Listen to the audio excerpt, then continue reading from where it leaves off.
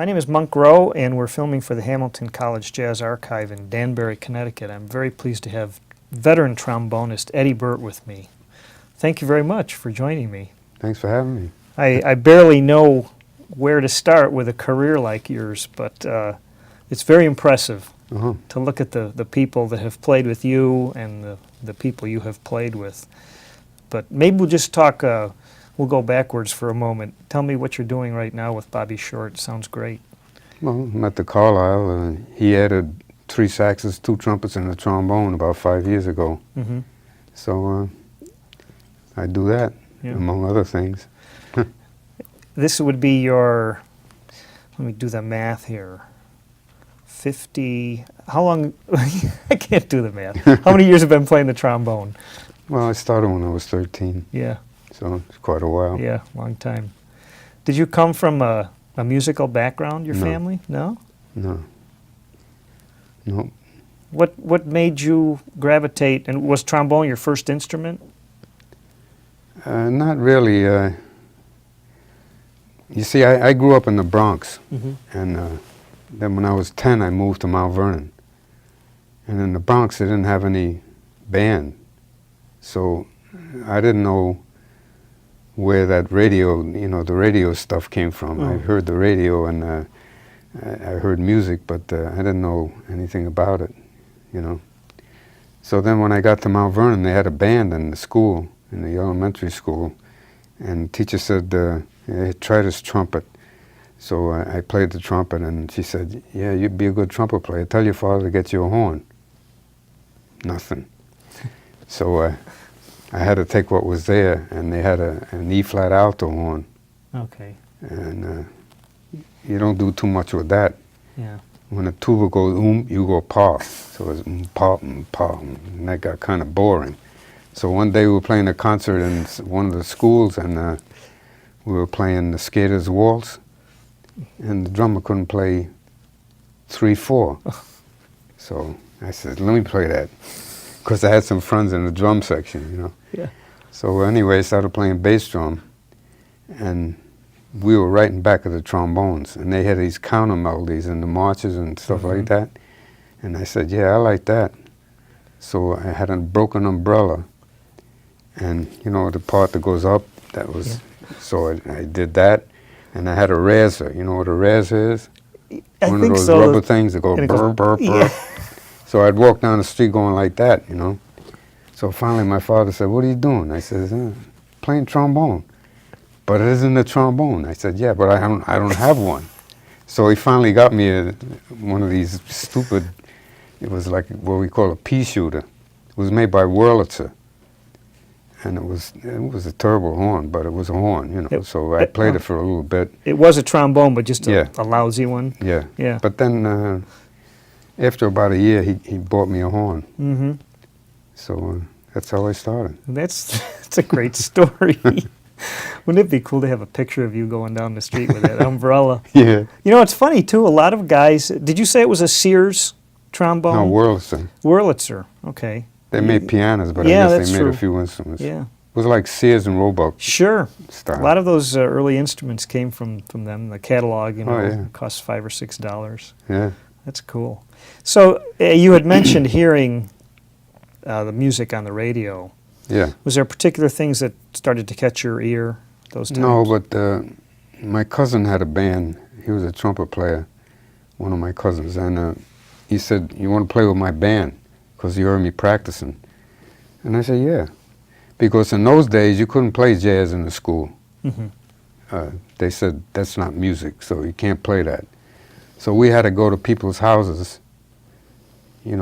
Guys would get together and would get what's called stock arrangements, and would play them. So he had a band, so I went with him and started playing these stocks. But in those days, you could go in a record store and they had 78s, and they had booths that you could listen to records. So I got this record, Jones-Smith Incorporated. I didn't know what it was, but I liked the tenor player. So I had no idea who it was. But then I found out it was Lester Young and that they were going in the famous store. Jones and Smith? Jones-Smith. Jones. That was Joe Jones and Joe Jones Carl and- Smith. And who's Smith? I'm sorry. Carl Smith. Because the situation was that Basie had signed with Decca, Okay. and they were on their way to New York to record, and they stopped by Chicago, and this guy from Vocalion Records wanted them to record, but he couldn't record because he had a contract, so they used the name Jones Smith Incorporated. Yeah. But it okay. was actually Basie's rhythm section with Lester and this guy Carl Taddy Smith on trumpet, and James Rushing singing. Mm. And they made 4 sides. And that was Lester Young's debut on records. Mm-hmm. And I had to hear him. I mean, I Yeah. said, I got to hear this guy. I mean, he sounded great. Because the tenor is in the same register as the trombone. Mm-hmm. So the way I got to see him was the band was playing at the famous store. I couldn't get in because I was too young. They wouldn't let kids in.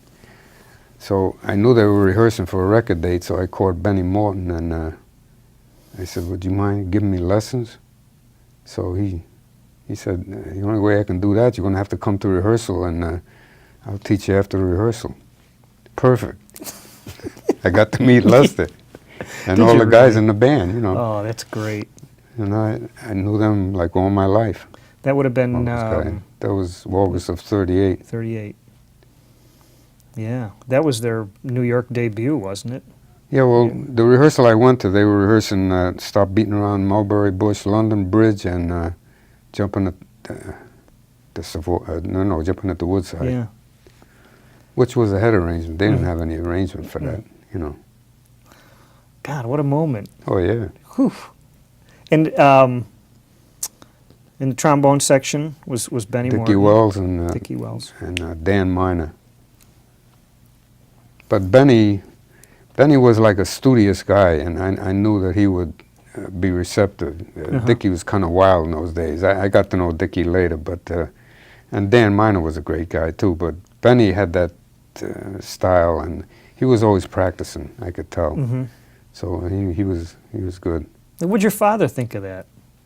He didn't know what was going on really. He was a baseball player, and he wanted me to play baseball. So he was a catcher, and he brought the mask and the protection and. Anyway, he later on became an umpire. Really? So I had to go put the score up. So I used to bring my horn, and in between innings, I'd practice behind the scoreboard. That's great. When I went with Charlie Barnett, he finally says, I guess you're serious. Yeah. Finally saw that there Finally. might be a future in this, huh? Yeah. Wow. That wasn't actually your first No, job, was it? no. Barnett, yeah. So you start, let's see, got through high school playing in the school bands and stuff, right? And then it says you went to Sam Donahue when you were 18? Well, the first band I went with was actually a non-union band. We played at a place called the Post Lodge in Larchmont, New York for about a year, or maybe a year and a half. And what it was 3 saxes, 2 trumpets, trombone, and 4 rhythm. And we played, was on the style of the Savoy Sultans. Mm-hmm. And that was 7 days a week. And, well, I was the only white guy in the band, but that's what I wanted to play, like with that kind of music, you know. So that's what I did. Wow. But it was a non-union band and all that. Uh-huh. So then all of a sudden, I got this offer from Sam Donahue. So I had to join the union like in one day and go up to Boston and meet him. So that's the way that happened. Did you have to do anything special to get into the union? Just No. pay your dues? I think they gave me a second trombone part on Tiger Rag and see if I could play that. Yeah. Well, you know, it was just a formality. Right, right. But my father knew some violin player that was in the union, so he sort of got me in. Uh-huh.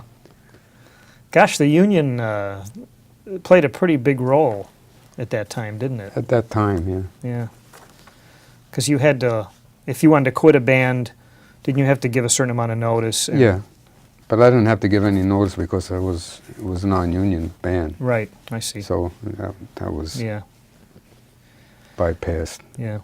So by this time you'd pretty much decided this is what I'm going to do. No, in other words, I like to play, and that was it, you know. In fact, I was making $17 a week with that band, and I was going with this girl from when I was 13. We met when we were 13, and I said, we can get married now. So we did, because I had to go on the road, and I wasn't going to leave her, so $17 a week was a lot then. Oh, my. You could send some money home, huh? Yeah. Wow. What was it like being on the road? How old were you? You were 18? 18, yeah. 18. Mm-mm. Traveled in a bus? Well, mostly buses, yeah, or cars. A lot by car. Mm-hmm. So eventually I went with Red Norvo. We rehearsed for 3 months in a place called Odd Fellows Hall, and it was on 48th Street. We rehearsed for 3 months, and guys from Duke's band would come by, because Red was well known at that time. But this was like he had a band from Pittsburgh, and he had heard me jamming in a place which was about across the street from where Sweet Basil is now. And we used to go in there and jam. It was with a guy, I don't know if you know him, Luther Henderson. It was Luther Henderson, Wilbur Ware, not Wilbur Ware, Leonard Ware on guitar, and a bass player, Slim. And everybody used to go in and jam. So Red Norvo and Mildred Bailey came in one night, and he said, I'm starting a band, you want to come with it? So I said, sure, you know, and that's how I got with Red. Wow. That was your first recorded solo, wasn't it, with him? Yeah. Jersey Bounce? Right. Yeah. Do you remember that moment? Was that session? Yeah, it was in Liederkranz Hall. Uh-huh. And in those days, you'd be in the hall, or this, you know, recording studio, and they would call downstairs and say, start the wax. That's where they got that name, cutting wax, because I guess the machines were all in the basement, and they would cut the record, and that's how you made a record. So we recorded 3 vocals that day with Mildred Bailey and Jersey Bounce. But Red told me later he had a contract with Columbia, and as you know, the war started, and that put a crimp in that. Mm-hmm. So he never got used to the contract. Yeah. He would have been a bigger name probably, you know. Right. But we did only those 4 sides. Mm-hmm. Do you remember what you got paid for that? You seem to have a pretty good recall. I think it was 41 and a quarter at that time. Yeah. That's what the scale was. Mm-hmm. But years later, like maybe 50 years later, somebody gave me a collection of from 25 to 45 big bands. And on it, or in it, was this Jersey Bounce by Red Norvo. I said, well, I know what it sounds like, but let's see what they did with the CD. Uh-huh. And I played it. It was slower, and I played a whole different solo, because it was slower. Oh.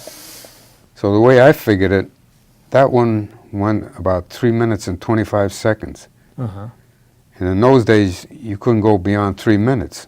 So what must have happened, we made the first take, or one of the first takes, right? Yeah. And they said, it's too long, you got to shorten it. So he sped it up. You know, we played it fast, I see. so that it would be about 3 minutes.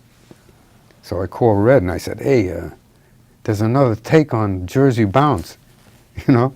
He says, how did I play? 50 years later. That's great. How did I do? I never would have known that there was another take, Yeah. except somebody gave me this box. So they were able to somehow get the slower take on the wax. Well, they can but get they- it on the CD. Right. But at the time, they couldn't put it on the 78. No, they couldn't put it on the 78. So that master survived or something. All those, yeah, it's all those years. amazing. Wow. Because all the solos were different. Yeah. You know, because of the tempo. Uh-huh. That's funny. We can't fit it on the thing, so speed it up. Well, Red had a good band in those days. Eddie Sorter wrote for it, and a guy by the name of Johnny Thompson, who was studying with Eddie Sorter. So we had all good arrangements, and he had double reeds, like oboes, bassoons, Oh, my. Flutes. So that's where Eddie Sauter got that thing Well, in his he head. had that because he had worked with Red. Uh-huh. You know, he was a trumpet player. Mm-hmm. And he played third trumpet with Red. He said if that would have been fourth, he would have played fourth. But he ended up a writer. And he wrote great. Uh-huh. But that's how he started, was Yeah. with Red. What about the war years? Did you, Well, were you in the service? A day after we opened at the Blue Gardens with Red, that was December 6, 1941. So the war started the next day. But we did travel. We traveled in the Midwest, did a lot of theaters. And Jimmy Durante he did 12 weeks with us. But at that point, you couldn't get gas, so we had to travel by train. We had our own car. Car on the train. Yeah. You know what I mean? Sure, a Pullman type? Yeah. And they'd disconnect us and, connect us with another train and all that. So we did a whole bunch of theaters. Mildred did some of them with us. Mm-hmm. But Jimmy Durante was part of the act. And until the draft started getting through to the band. Uh-huh. So then Red broke up and wanted to get a small band. So he said, I don't have any trumpet player that knows how to play small band, and the big band was different. So I said, yeah, I know a guy. And when I was a kid, I played with a band called Hal Gill, who was from Fordham, which wasn't too far from Mount Vernon. And in that band, I met Shorty Rogers, Stan Getz, Manny Album. All these people were playing in the band, We were all a bunch of kids. So I knew Shorty, and Shorty and I got a group together. We used to rehearse in Mount Vernon and play gigs if we could get any. Nobody would hire us because we didn't have any saxophones. Oh. All we had was trumpet, trombone, and rhythm. Uh-huh. So anyway, Shorty had just gone with Will Bradley. That was his first band. So I called him and I said, you want to go with Red Norval with a small band? Oh, yeah. So There you go. got him on the band. Uh-huh. So that was a great band. And I'm trying to get some recordings of that band out.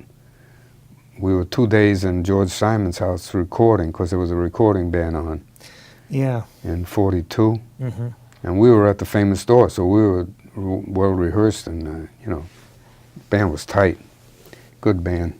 Aaron Sachs, Shorty Rogers, Clyde Lombardi, Specs Powell, and Hank Cahoot on piano.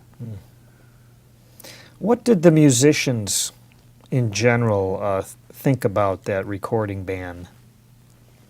Well, we had to go along with it, but that ruined the big band business. Yeah. Because then vocalists started recording with string sections recorded in Europe, Oh. which they could do. And all of a sudden the vocalists were the Yeah. big thing. People's tastes changed because that's all they were getting. Yeah, before they were singers with bands, like Frank Sinatra, Peggy Lee. They were band singers. And now the band accompanied them.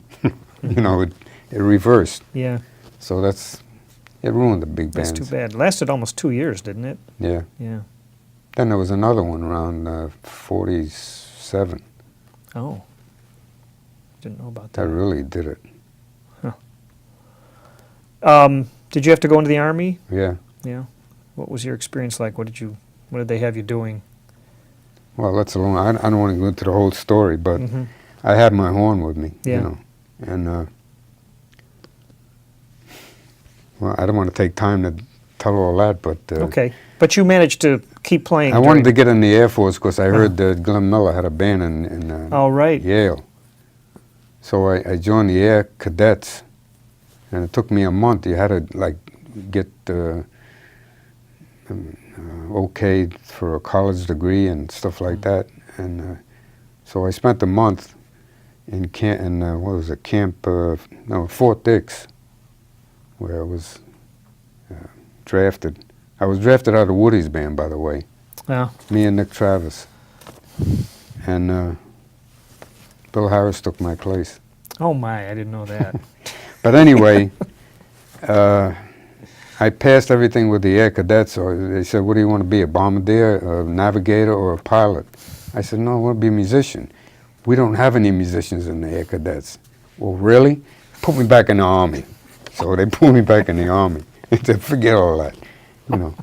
So then they started special service at that point. So I was shipped down to Alabama, Camp Seibert. And people like Mickey Rooney and Joe Louis were down there, and all musicians and actors and stuff like that. Yeah. So anyway, one day one of the commanders came through and said, anybody got a band? And Bill Finnegan was down there. I said, yeah, I got a band. And he knew all the guys, you know. So we got a band together, and we had one arrangement. They flew us down to Birmingham to play in the hospital for a dance, so we played one arrangement, you know, played the arrangement. Then we played some head arrangements. He said, play the arrangement again. We played the arrangement again. So we got by on one arrangement, and they loved us. So they said, they're going to put you on tour. So they made a tour. Meanwhile, I got shipped out, and I ended up, I'm not going to go through it all, but I ended up in several camps. And then finally got back to Seibert, and Bill said, where were you? I said, well, wherever they want me to go. So anyway, he was going to Camp Shanks, so I ended up going with him. So we were in Camp Shanks, which is up, it's near Nyack. So I was right near home, you know, across the river. So all we played was shows. It was an unauthorized band. Oh. We had a dog act, we had a comedian, and an 18-piece orchestra. Wow. And we played for Joe Stafford and Ethel Merman, who was pregnant. Anyway, we played at the Port of Embarkation and just played troops in and out. Okay. So that was a good gig. So that was my Army career. Good. Well, at least you didn't have to go shoot a rifle then. No. Yeah. Just for basic training and all that stuff. Was Chubby Jackson on the Woody Herman band when you were there? He's the one that got me on because when I had the group with Shorty Rogers, he was teaching the bass player. Oh. So Chubby got me on Woody's band. Well, first he got me on Barnett's band. That was a great band at that point. And then he said, the change is coming, and you got to come in Woody's band. So I went in Woody's band, and that's where I got drafted. Oh. So that was that. Then, you know, the Army. Now, when I got out of the Army, I went with Herbie Fields for a little bit. He was working around. I don't know if you know Herbie. Well, you've got a succession of bands, kind of one after the other. Was there a particular reason that musicians seem to go from one band to the other quite often? Yeah, in other words, I'm from New York, right? Yeah. So you're based in New York. When Kay Winding left Stan Kenton, and this was in '47, he called and said, I'm not going back with the band, so why don't you call Stan? Because he had seen me with Red when we were at the Aquarium in New York, you know, a club in New York. He came in with his band. That was when that band debuted. And I was with Red at that time, with a small band. And he heard me, and he was friendly and all that. So I wrote to him, and he said, yeah, come on the band. So that's California. So I had to go to California, right? I knew he was coming to New York because we worked at the Commodore Hotel for a month, and then we went in the Paramount Theater, and we did a lot of recording. This is in '47. So then he started back out to California. And meanwhile, I had a baby with my wife, and I said, I gotta jump off. So I had to jump off. So that's what happened. I joined him 3 different times, and kept jumping off when I go back to California.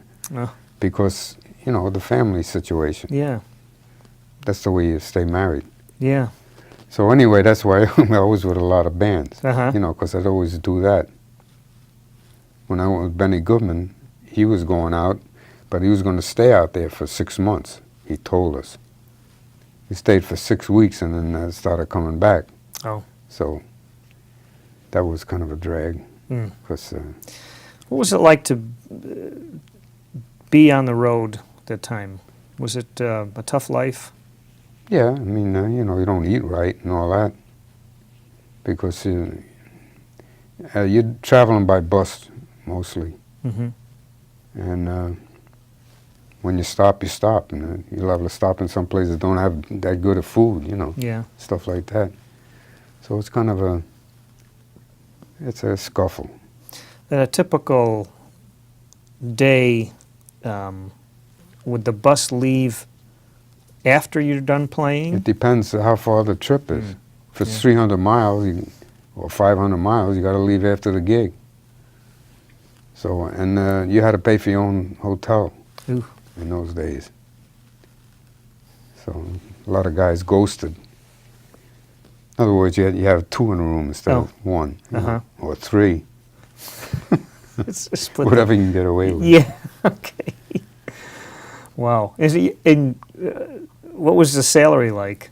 I mean, I know it would vary from band to band, but Yeah, around from $1.50 to 2 bills. yeah. But your expenses had to come out of that. Yeah. So it was not like today.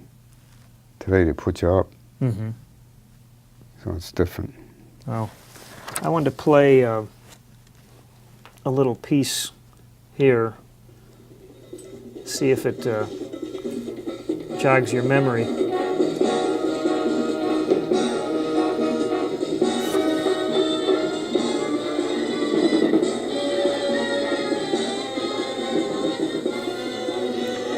Well, I know it's Stan's band. Yeah.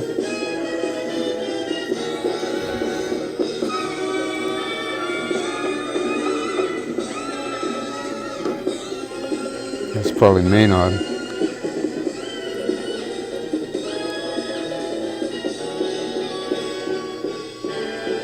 Cuban Carnival. Oh yeah. And you're on this, I think around 46 or so. No, it must have been 47. 47, I okay. didn't join him until 47. All right, 47. What'd you think of his music? Well, he featured trombones. That's why I wanted to go with that Uh-huh. band. And he was very popular. I mean, Yeah. the guys were pole winners in the band, you know, like Shelley Mann and Art Pepper and all them. Mm-hmm. So I figured, nah, let me go, because Kay had done great on the band. And Kay and I were friends, you know. So I went with the band. Yeah. And it was like a family, that band. That was great. He was a great guy to work for. Great. Some people didn't think he swung very good. No, that he didn't. Okay. One night we played in Mankato, Minnesota, the Cato Ballroom. And generally Stan would like spread out, you know. But this night, the bandstand was small, so we had we were like this, you know. And the band started swinging. And of course we all wanted to swing, you know. So the band was swinging and he stopped it. And he said, "This is not bassy. This is Stan Kenton." So we're looking at each other like, damn, just got off the, we finally got off the, you know. That's really curious. What? Yeah, he didn't, I don't know, he just didn't understand swinging. I never thought about it backwards, though. I mean, like how would, at that point, how would you stop swinging? I know. We all looked at each other like, what is he talking about? I mean, Shelley is a swinger, you know, Yeah. Shelley Mann. Don't swing. Well, we all used to go out after the gig and go blow somewhere, wherever we were. Uh-huh. But, you know, when you get on the bandstand, it was Stan Kenton. Yeah. Interesting. Did a lot of Latin oriented stuff too. Yeah. I guess at All- that all time. kind of- they all called kind it of Latin. stuff. Yeah. Yeah. But people who came to Kenton expecting to dance, was that a problem? We used to play the concerto at all indoor concertos, and that was like all different tempos. And I swear, I'd see people dancing. I don't know what they were doing, but they were dancing. You know, you'd have the crowd in the front, Yeah. all standing there, and then in the back would be people dancing. Well, maybe they caught the changes. I don't know. Oh, yeah. But his band was very Interesting. popular. Uh-huh. Very. Yeah. He had like a machine. In other words, he had a guy that would go out a month in advance and set everything up, have pictures in all the music stores, have the records, you know. And, it was his advance man. Then he would leave after the gig, wherever we were. He'd have his car, and he'd leave and do interviews and, you know, be on the radio, whatever city we were in. And it was like a machine. So it was all, you know, kept rolling like that. Yeah. He was very popular. Good self-promotion then. Oh, yeah. Yeah. And Shelly Mann was on the group. Who were your section mates at the time? Can you remember? That was Bart Barcelona, Milt Bernhardt, Harry Betts, Harry Forbes, and me. 5 Bones. Wow, it's a lot of people. Oh, yeah. To a lot of payroll too. Well, Pete Rugolo was writing most of the stuff, and he wrote great. Yeah, I think that's one of his. Yeah, Things he's very here, too. knowledgeable about Yeah. the horns, how to write for them and all that. Was He's there still any, writing. Yeah. Was there any point in these years, late 40s, early 50s, did you ever think of changing careers? Mm-mm. No, I never thought of that. I'm glad. To what? Well, okay. It was a little late for baseball, I guess, right? But I had to figure out a way to get off the road because it was getting to be like, I'd get in town and you try to get established, and there was a lot of guys working. And don't forget, every radio station had a band. And there was hotels. Every hotel had a band. And there were theaters. That's all gone. There were a lot of clubs. I mean, 52nd Street, that was for a while, but then there was other clubs after that. And, I mean, guys were established in New York, and you come in and they say, don't hire him, he's a roadie. So I'd have to go back on the road. So my wife says, why don't you use the GI Bill? So I went to Manhattan School of Music, and it took me 7 years to get a master's. But meanwhile, they heard I was in town, so guys would call up and say, can you do a date, like, you know, and I'd have to borrow a horn and run down and do a date. But finally I got in with the thing, and I got established. I think so. I never heard that particular term before. He's a roadie. Yeah, well, in other words, you get a name that you're always on the road, Yeah. which I was. But I couldn't do anything about it. Even though I was from New York, you couldn't get in through that, you know, that core. Uh-huh. But eventually I did by going to school. Isn't that Because when I went to Manhattan School of Music, Max Roach was there, John Lewis was there, Joe Wilder was there. There was all, you know, it was like a jazz school, almost. But you weren't taking jazz courses. Oh, no. Right, right. No, they still didn't understand that. So you got a degree in teaching? Yeah. Right. Did you ever really use it? When I was doing my student teaching, they had me go to Yonkers to do a guy was doing jury duty, you know, the band, whatever. So they said, you go up there for 2 weeks, you know. So I went up there, and about the second or third day, I said, went to the principal. I said, I got a record date. Can I take off tomorrow? He said, what's a record date? I said, oh, Jesus, not for me. So he got out of that. I never used it. Oh, that's funny. What's a record date? Huh? Yeah, I mean, if he didn't know what a record date was, I don't belong there, you know. So I had to get out. You know, you can't turn record dates down. I mean, then you end up a roadie. Yeah, okay. You're right back where you started. Yeah, so that was that. Yeah. I forgot about the teaching. Uh-huh. But you did get the degree. Oh, yeah, I got the Yeah, degree. you got I the still degree. got it. Yeah, you still got it. My wife wants me to use it. I said, no, not now. That's great.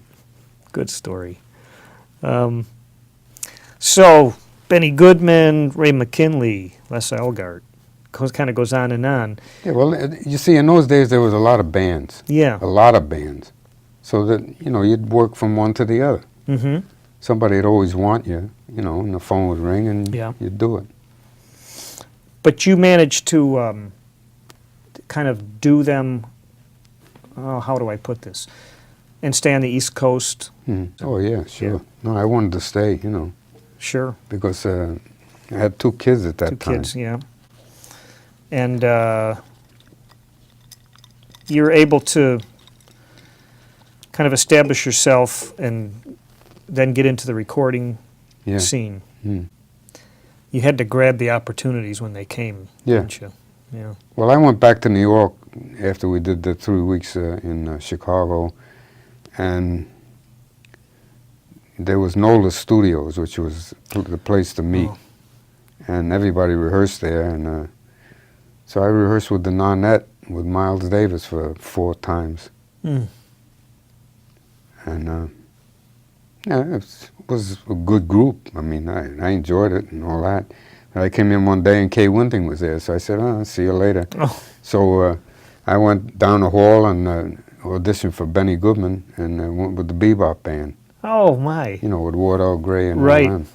Because they were right in the same place, Mhm. Nola's.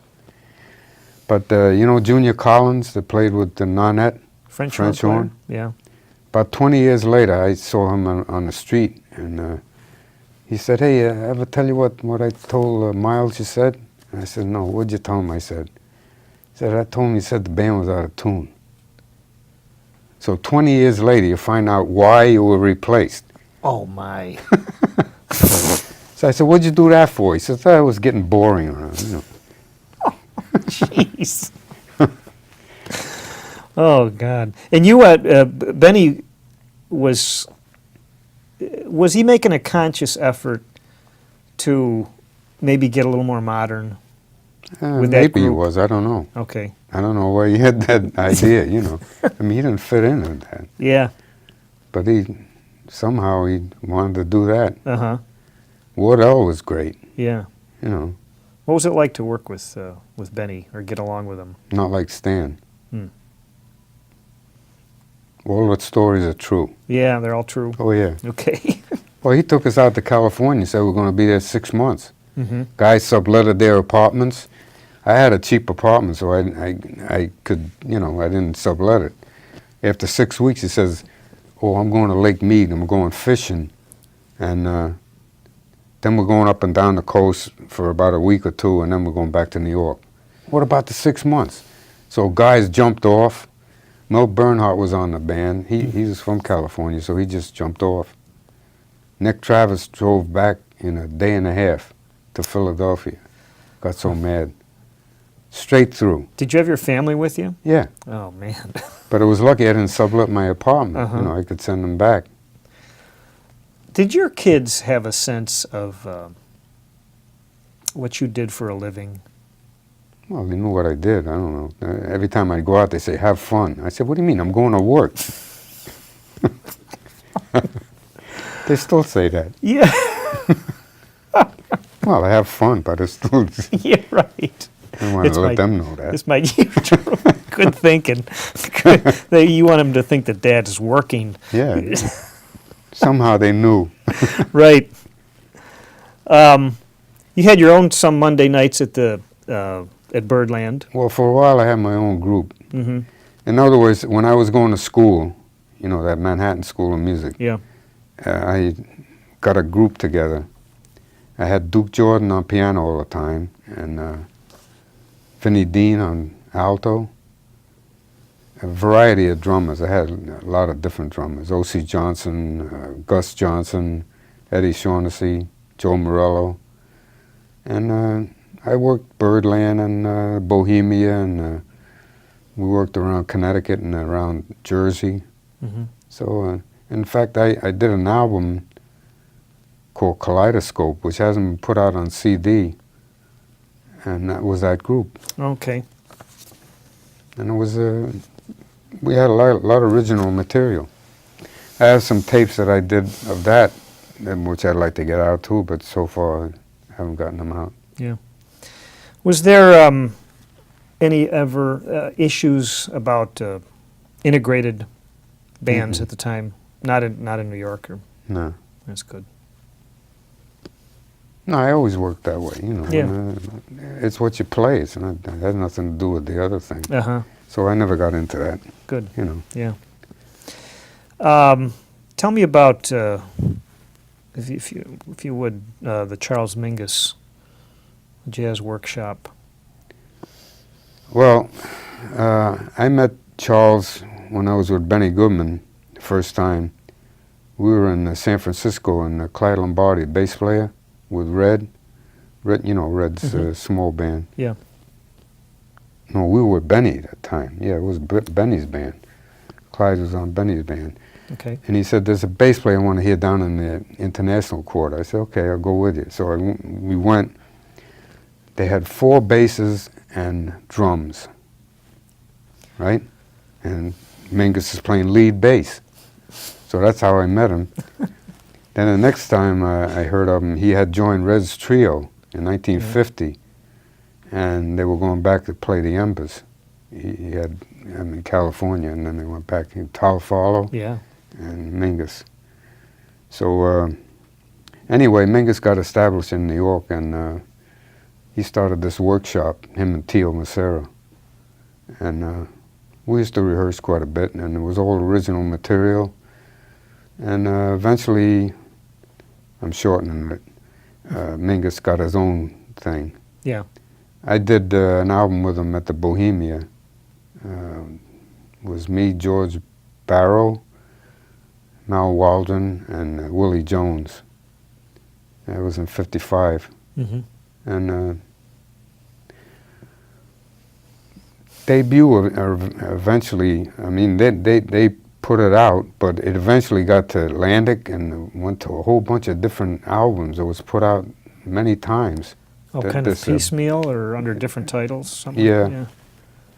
And eventually, Fantasy put out an 11 CD album of all the debut stuff.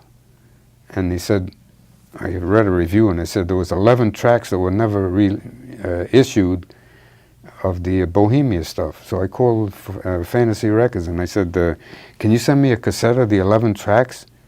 Oh, no, we can't break up the, you know, you got to buy the whole thing, you know. So I said, well, I'm on it. You can do anything?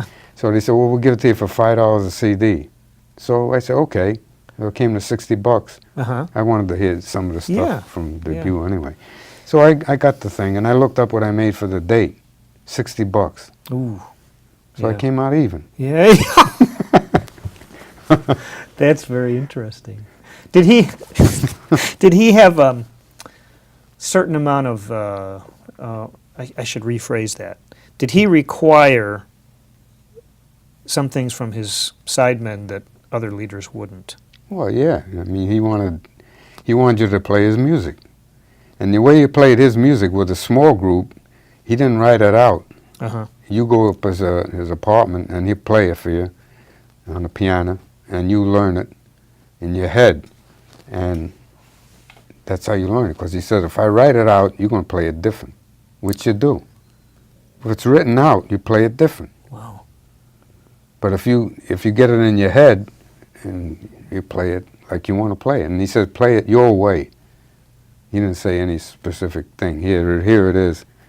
Like, for instance, Jump Monk. You know, when I first learned it by rote. Yeah. Just learned it. And when we went into Bohemia, there was no music. No music. And he'd change things during the night. You know, change little things. You'll be playing, and he's singing in your ear, play this, you know, and he's singing.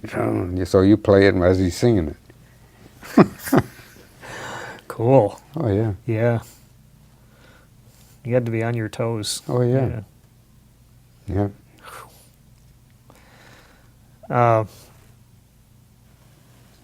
Gosh, very interesting. Did they ever record, was it a town hall concert or something?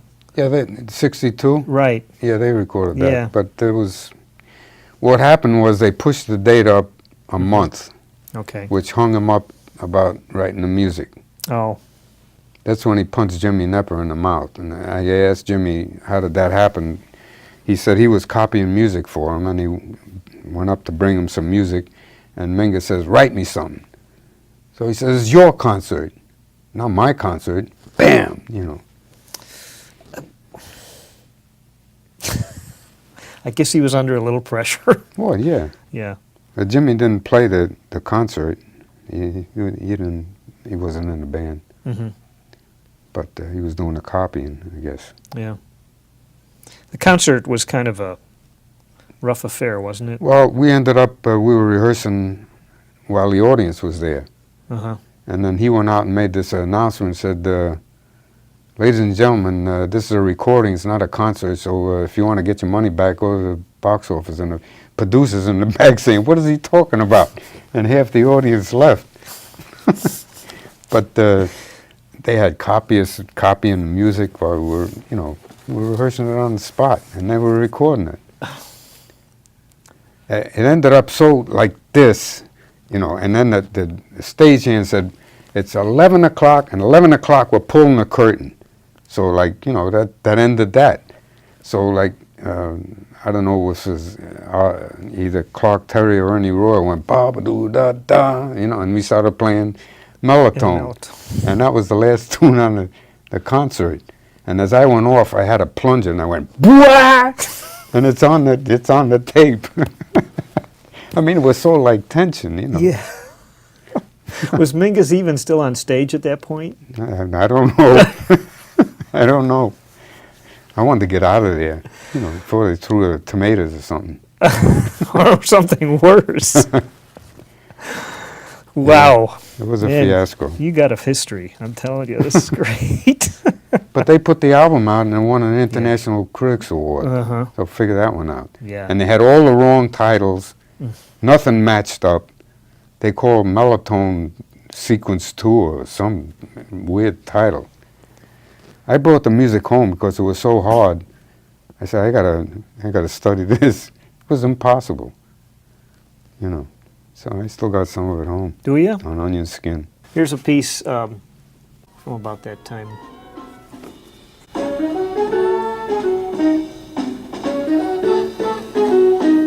Yeah, that's Monk.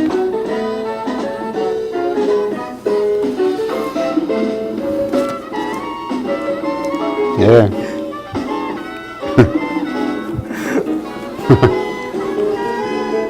Now,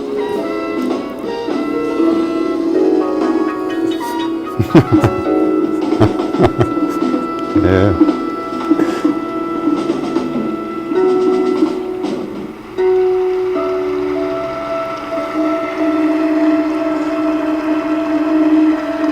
I just couldn't stop. It's funny, interesting when you say that Hale Overton caught the spirit, because those boom-dee-da, those dissonances in there, would Monk have told him to do that? I have no idea what Monk told him, Uh-huh. but whatever he did. Yeah, because you're right. Because you can't write like, what could I say, normal. You got to write like Monk played it. Yeah. And he don't play all the notes in the chord, he just plays specific notes. Yeah. That's how he gets that sound. Mm-hmm. And you got to know which ones to leave out. Otherwise it don't sound like Monk at all. What was it about the way you played that you were able to find your way into? I'm not asking this very well, but you've participated in what we now consider to be some important historical situations. Yeah. Yeah. And I'm wondering, what was it about your playing, your personality, or both, that found your way into those things? I don't know. Something Don't- happened. Yeah. I guess. I was lucky, I guess. Lucky? Yeah. But you must have had a quick ear, Yeah. an ability to deal with those sometimes chaotic situations, or it wasn't just reading the notes. Yeah. Well, you have to adapt yourself to what's going on. Mm-hmm. You know. I guess that's what it is. Yeah. Because each band is different. It's not like that now. Everything is like one level. There's no waves. But in those days, there was all kind of stuff going on, you know. I mean, Mingus had his personality, and Monk had his personality. Benny Goodman had his personality. Stan Kenton, Woody. I mean, they were all different. So when you joined the band, you had to fit in with that situation. Mm-hmm. What did you think of the bebop era when it came in, and was it called bebop at the time, or maybe that was after the fact? Yeah, I think the critics and all them give boxes to things. You know, I mean, Yeah.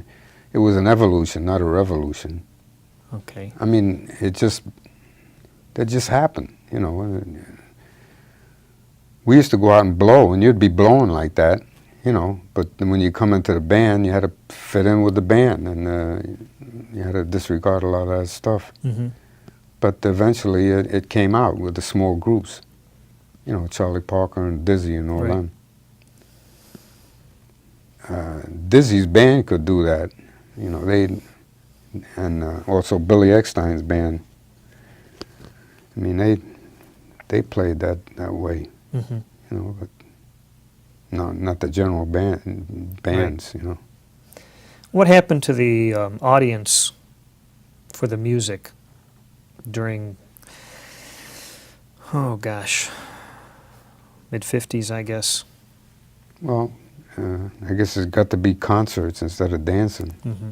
The dancing is just starting to come back now, Yeah. the last few years. But bands in the early days played for dancing.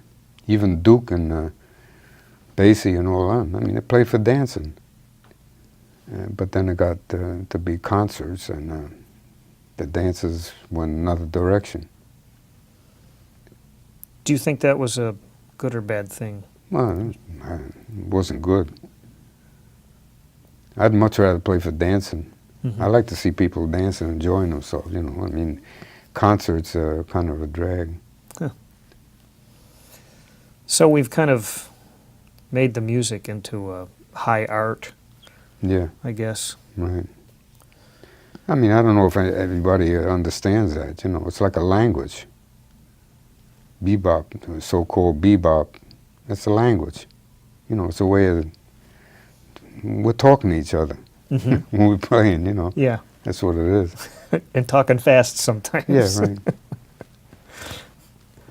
Well, tell me a little bit more about recording with Thelonious Monk. Was it like other sessions you've done? No. But we had a lot of rehearsal. We rehearsed quite a bit, and just did those concerts. He never did a tour with the band Yeah. or anything like that. Yeah. I've been touring with the Monk All-Stars lately, last few years. Johnny Griffin and Phil Woods and Ben Riley. And Monk never did that, Yeah. you know. I think he went to Europe one time. I didn't go with him. Jimmy Cleveland went with him. Oh. But that's about the only time that he used that big band, Mm-hmm. other than the, you know, Lincoln Center and Town Hall. I mean, he did a Carnegie Hall, but they never recorded that. Oh, too bad. Yeah, And I see you're now working with his son on occasion. yeah, That's great. yeah. Yeah, we did a thing called Monk on Monk, where he had about 25 people come in as stars, you know, the stars come in and Yeah. play. And I was on that. In fact, that CD, if you play it on a computer, you get visuals. Oh, great. Yeah, it was something new in those days. Yeah. A couple of years ago. Right. Those days. Right. CD-ROM, I guess. Something They like call that. it something like that. Yeah. Do you still get, I guess they call it residuals, stuff from ASCAP? You don't get any, I don't know if that's the right Once word. in a while I What get am I for a thinking of? tune. A tune. Yeah, Okay. but when they reissue anything, you don't get anything. Yeah. You know how many reissues there are? Yeah. And it went through, like, for me, it went through 78s, EPs, LPs, now CDs. They're all different mediums, Yeah. and we don't get paid for any of them. Wow. So some of those things have had several lives, and that's too bad. One CD that I got paid extra for was Mingus and His Friends. Uh-huh. They put that out. They put out 2 CDs. It came out originally on 1 LP. And the producer called me, Bob Belden, and he said, "How much did you rehearse?" Because he knows I keep track of all that. Oh, yeah. And I told him, and there were extra tracks put out, and I got a nice check. Excellent. Yeah, that's about the only one, though. Uh-huh. Generally, they don't even send you the album. I mean, at least they could send you the album. Yeah. I got to go buy the album. Oh, that's low. Yeah, I went to, some Elliot Lawrence thing came out, and I went to, one of these record stores, and Yeah. I said, "Can I get any break? I'm on it. There's my name." Say, "I'm on it." "Oh, we'll give you 10% off." Oh. But I mean, the record company can't send you an album. You've toured overseas. Yeah. Some. Mhm. Went to was it Russia, with a Louis Armstrong? Oh yeah, for a repertoire. month. Yeah. Yeah, so with Dick Hyman. Uh-huh. What was it like playing in Russia? They loved it. Yeah. Yeah, great. It was a great band. Mm-hmm. With that band, you get the feeling like when you go on the road with a band and you get tight, you know? Mm-hmm. That only happens on the road. And that month it happened, you know? It was great. But doesn't happen too much anymore. Yeah. It seems to be that it's really hard, whether from economics or whatever, for people to have bands, I know. to keep anybody together, to gel. Yeah, right. Yeah, it doesn't happen too often anymore. Mhm. I'm working with a band now, George G, and it's been together for about 15 years. Mhm. I mean, spasmodic, Yeah. working here and there. But we went to Zurich and worked Mhm. this past summer. It was great. What's the fellow's name? George G. Oh, Yeah, he plays for swing dancing a lot. I see. But it's a good band. In fact, the first night in Zurich, we played in the train station, and the other band was Basie. So, All right. Basie's band and George G. Wow, like the old Savoy days, huh? Yeah, it was great. Cool. Yeah. Tell me about, you've written a few tunes too Yeah. in your life, and No. they've been most of them inspired by particular things. Yeah, different things. Yeah. Yeah, like what? Well, when I was going to school, I used to ride the subway, and the trains would be, you hear the click clack and all that. So I Mhm. wrote a thing called Little Train. Yeah.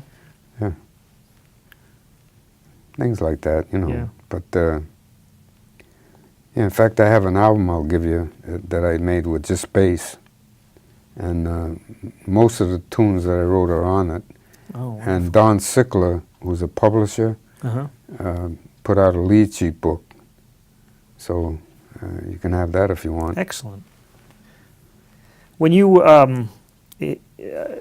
when you did your tunes, your recordings back in the 50s, if you had put your own tune on it, you get a little extra money. No, once in a while I see, like I get a check with a whole bunch of countries listed, Oh, and a check for like $4.95 or something. really? BMI. I see. Wow. But I guess I'm lucky to get anything, you know. Yeah. So they're still playing them somewhere, Mm-hmm. you know. What's your view on the music scene these days? No, you just got to try to make a living nowadays. Yeah. You know, it's kind of rough. Mm-hmm. Not like before when there was that many bands and things were happening, you know. Yeah. You don't even see people in New York. We used to get places to meet and all that, and that doesn't happen anymore. Uh-huh. What was your, when you look back on your career, was there a series of years that you in retrospect would say, that's when I was the busiest, or that's when I was really enjoying myself the most? Well, as far as putting albums out, I had 7 albums out in the 50s. Mm-hmm. I mean, it was a great time, you know. Yeah. But, and that's, I didn't follow it up, you know, because of the family. Mm-hmm. You know, you'd have to go on the road and stay on the road and all that, so I didn't want to do that. So Yeah. I just stayed in New York and did recordings and jingles and things like that, Right. which was a good living.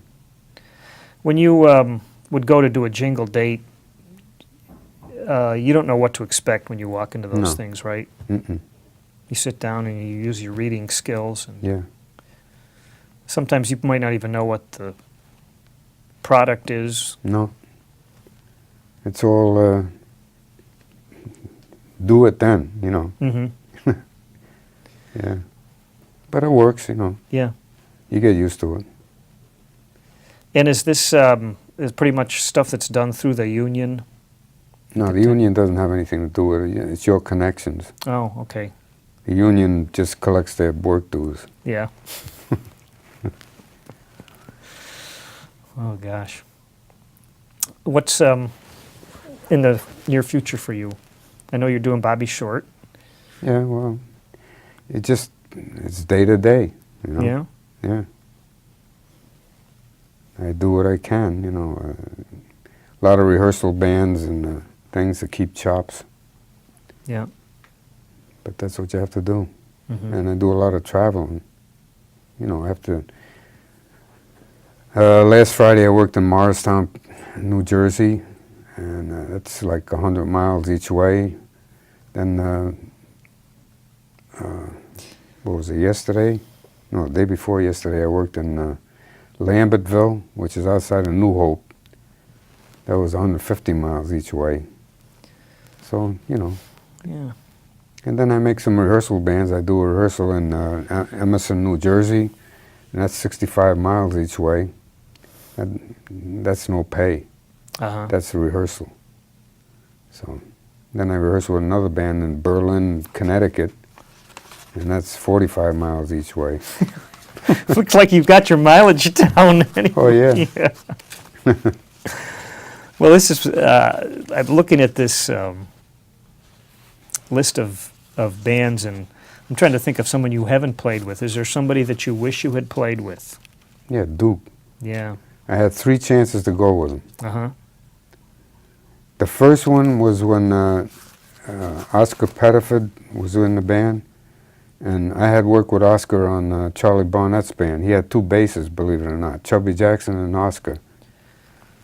Wow. And that didn't last too long because Chubby one day came to Oscar and said, "We're going down front with our basses and we're going to do a dance." So Oscar said, "I'm a bass player, bye." And he split. I could see Chubby doing that, but probably not Oscar. Yeah, no. Yeah. But anyway, he wanted to get me on the band, but that was in 1952, and I was trying to get established in New York, and I couldn't do that, you know. It was too bad.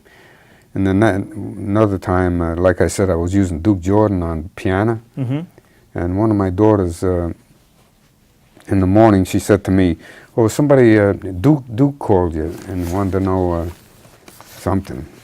So I said, "Well, I don't have any work right now, you know, for Duke." He said, "No, not that Duke, the Duke you have all the records of." I said, "You mean Duke Ellington?" He said, "Yeah." He wanted me to go to the Howard Theater in Washington. Evidently, Lawrence Brown had gotten sick, but it was already too late. Oh, You know, it was the morning, and yeah. then the next time, his sister called, Ruth, and said, Duke wants you to do the Far East and Australia and all that. Yeah, so I said, I just got called for the Dick Cavett show. So when he came to do the Dick Cavett show with Mercer and Cootie, he was on the show, and I knew he was coming, and I had gone to a stamp guy that I dealt with, and they had put out in what was it, Toga. They put 2 stamps of his out. One was purple and one was green. I told the stamp guy if he can ever get sheets of them, you know. About 3 months later, I walk in the store and he says, I got the sheets. I said, what sheets? He says, Duke Ellington. What? So I got 2 sheets. Yeah. So I brought them to the show, you know, and I said, hey, would you sign the things for me? So would you speak out? I can use the publicity. So he signed the sheets. Really? And then he said, you know, we missed you and all. I said, yeah, well, you see what I got to do. He said, yeah, I know what you got to do. Yeah. You know, so, I mean, that was 4 years' work with the Cavett right in town. Right. So it was great. But I still would have liked to go on with the band. Right. Well, this has been marvelous talking to you. Well, I don't know if there's something that you'd like to talk about that I haven't asked. well, you asked quite a bit of stuff. I can't think of anything offhand. I'm glad you didn't become a baseball catcher, Yeah, me too. you know. No, I wouldn't mind. After I heard Lester that did it, you know. That's really interesting, too, that you happened to hit upon that I know, first it just- recording. And I had no idea who it was because Yeah. Jones Smith, that doesn't Jones tell you Smith. anything. Yeah. But That's I right, found yeah. out. Wow. Well, I'm glad you played the trombone instead of the tenor sax, because you've played with so many great people, and best of luck and keep doing it. Well, you know, I bought a tenor just to see what Did you really? Blue and Sentimental would feel like playing, you know. Uh-huh. And this guy that has a music store in New Haven, Sal Libro, he called me for a gig, and he says, you know, you'll never find it. You better meet me at the store. So I said, okay, I'll show up early. So I brought the tenor, and I brought it in the store, and he says, well, what's that? I said, my tenor. He says, I thought you played trombone. So I said, really? Put him on to So it. he had a heart attack recently, so I said, wait a minute, I just want you to evaluate the horn.